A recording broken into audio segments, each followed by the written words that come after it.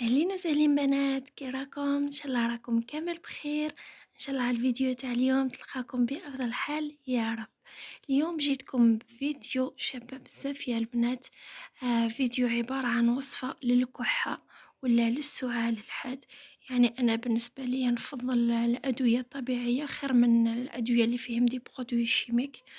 هاد الوصفة يا البنات مجربة مني شخصيا، عندي 3 سنين وأنا نستعمل فيها لبناتي وليا، والله غير يا البنات روعة روعة وإفيكاس.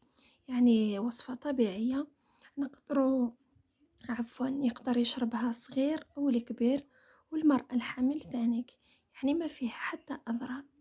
وشن هي الوصفة يا البنات؟ التين المجفف مع زيت الزيتون. على بالنا كامل بلي زيت الزيتون عنده فوائد كبيرة وعظيمة.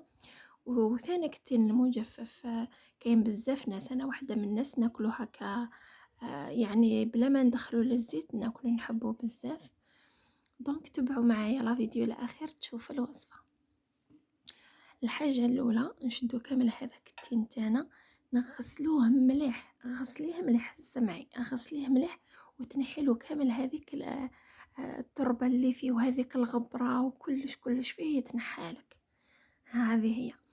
ومن بعد نعاودوا له الماء الخطره الزوجه، بصح الخطره الزوجه ما نغسلوهش، بيسك لو كنت تعاودي تغسليه مليح كيما الخطره الاولى الفايده كامل تروح لك. دونك لا دوزيام فوا غير نشلوه، راكم شفتوا الطريقه كيفاش، غير نشلوه بالماء. ومن بعد نجيبو هكا طرشونه نقيه تستخدميها مثلا غير للكوزينه للطبخ كامل. ومن بعد تنشفيه كامل هذاك التين تاعك نشفيه مليح باش كي تروحي ديريه مع الزيت، زعما كي نقولوا يقعد لك مده طويله، يقعد لك حتى مده تاع 10 سنين وما يفسدلكش. هذه هي. انا ديجا درتهم ديجا يا البنات، انا عندي 7 سنين من اللي درتهم. شوفوا روعه والله العظيم، غير روعه، ما راني نشكر فيهم في باطل، روعه روعه. انا بالنسبه لي خير من الدواء. هذه هي.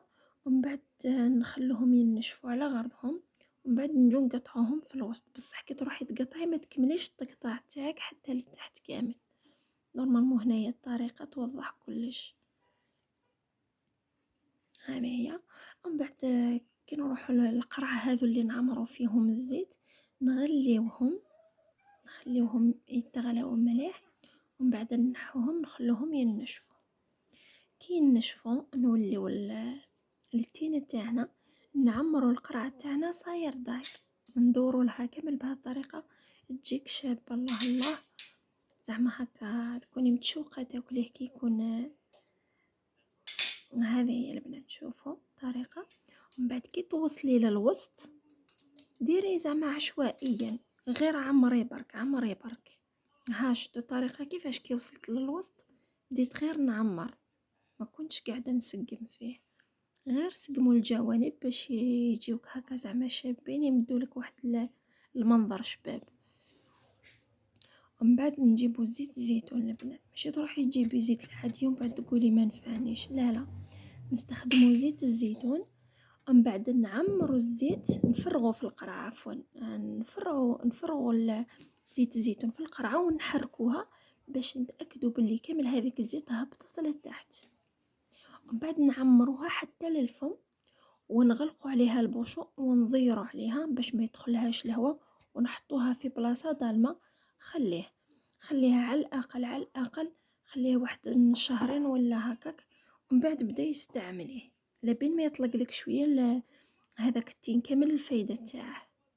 مع الوقت تولي كامل تشوفي التين تاعك يولي لك كحل. هذيك ماشي زعما راه فاسد، لا بالعكس راه تلقى الفايده تاعه. جربوه يا البنات والله ما تندموا عليه. ان شاء الله ربي يجيب الشفاء كامل المرضانا يا رب العالمين. نروحوا لا دوزيام روسات يا البنات، وشنو هي عصير بنين بنين بنين بنين. قد ما نشكركم فيه قد ما زيدوا شويه لقدام. شوفوا البنات، شديت هنايا 2 حبات تاع البنان، زدت 2 حبات تاع تشينا هذوك الكبار، من بعد زدت 4 حبات تاع تمر، زدت هنايا 2 كيسان تاع حليب مع كاس تاع ما. نتوما شوفوا على حسب لا تكستور اللي تحبوا، لا ما حبيتوهش هكا زعما شهيد روحو بزاف زيديلو الماء ولا زيدي الحليب كيما تحبي.